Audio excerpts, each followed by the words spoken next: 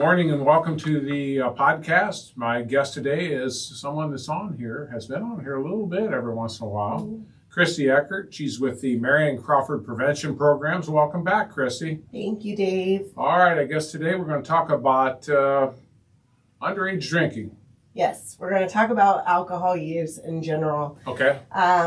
With prevention, we really focus on youth substance use, but we also want to when we talk about alcohol, also touch on adult use. Some adults, we do know that any person can become addicted to alcohol, but we also want to remind parents of, setting good examples and all of that. So we know that alcohol-related deaths are aplenty, sadly, and it's one of the most preventable deaths around. If people would just understand, have better education, and then also understand that alcohol addiction is a disease. So, yeah. Okay. Now, where do we kind of want to take this in? I know when you hear that saying, not saying don't use it, just keep it in check. What does that mean? So, when we're talking about adult use, we're talking about, being aware of what you are consuming. We do education with our youth every ninth grade, all the ninth graders in Marion and Crawford County. Get some education, and we talk to them about what is a drink. A lot of times someone will say, I just had one, and they'll hold up a glass. But is it really just one? Understanding that a serving of beer is 12 ounces, a serving of wine is 5 ounces, and a serving of liquor is 1.5 ounces. A lot of times adults don't even realize what a serving is. And so a glass could be 20 ounces, but they said, I just had one.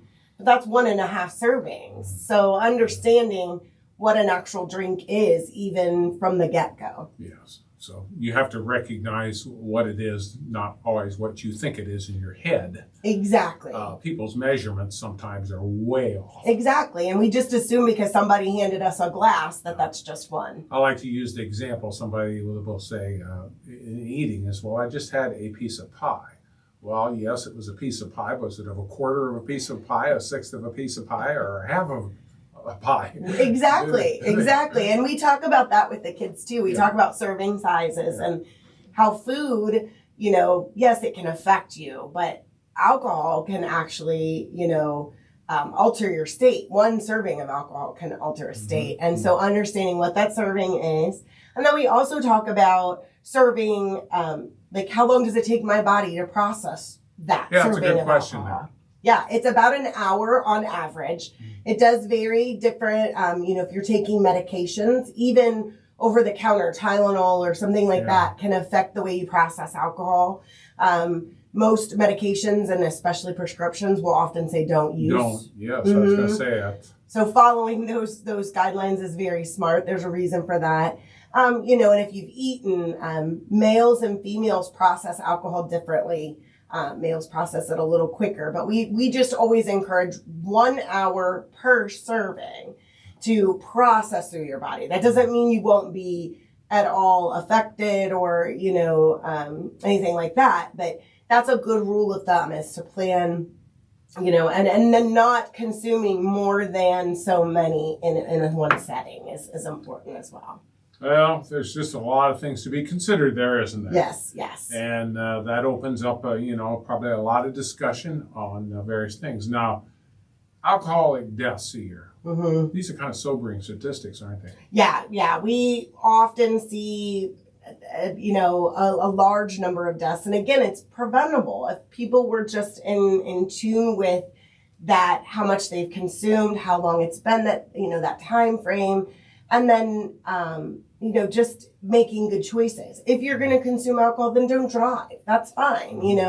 We also, though, talk about, other injuries that can happen from alcohol use, not necessarily even just deaths, but falls or different things like that. So understanding, setting limits, knowing your limits, but also understanding that those are high-risk choices you're making. Once you're using alcohol, it can cause negative consequences. So, we're not telling people don't drink. I'm not saying, no one should drink alcohol, but being aware of what, how much you've consumed is very important. And then setting that a good example for your kids and family is important. Well, and alcohol, let's face it, for a lot of people, they look at it as, well, they're going to say like it's legal. Mm-hmm. It's pretty much socially acceptable by a number of people. And it's accessible. It's basically everywhere.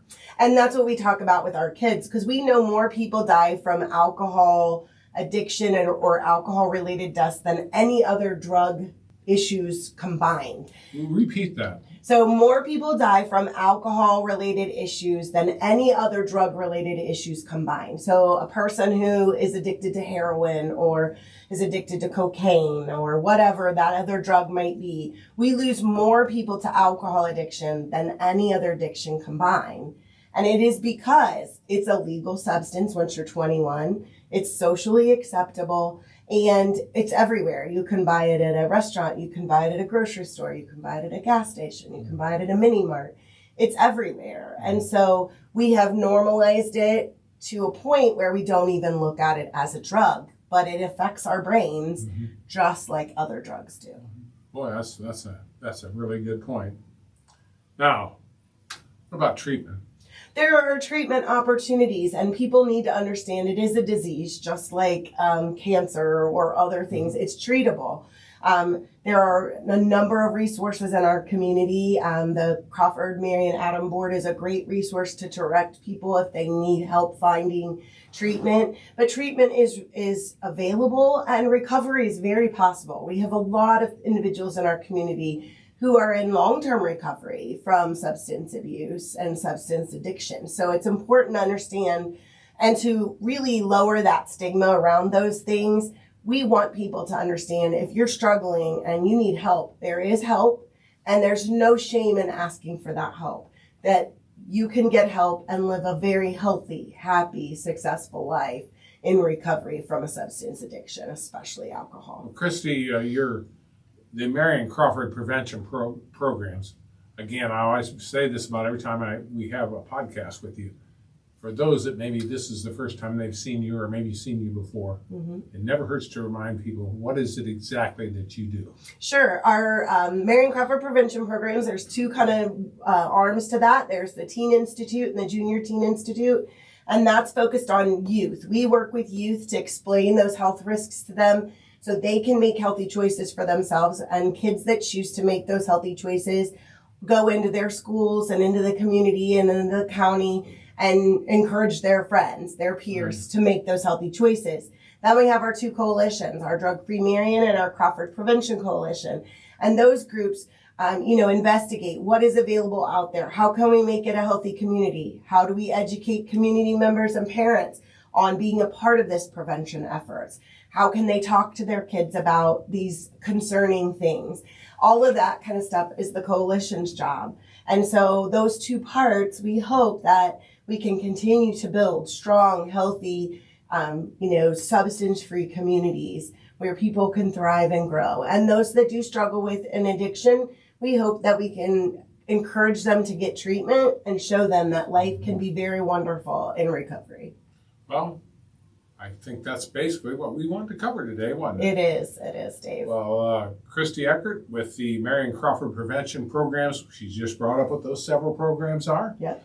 In wrapping this up, I would just say, let's say I'm out here listening, I need more information, or I want to contact Christi. How do I make this happen? Sure. The best way to reach us is from our Facebook pages. We have a Crawford Prevention Coalition and our Drug Free Marion Coalition.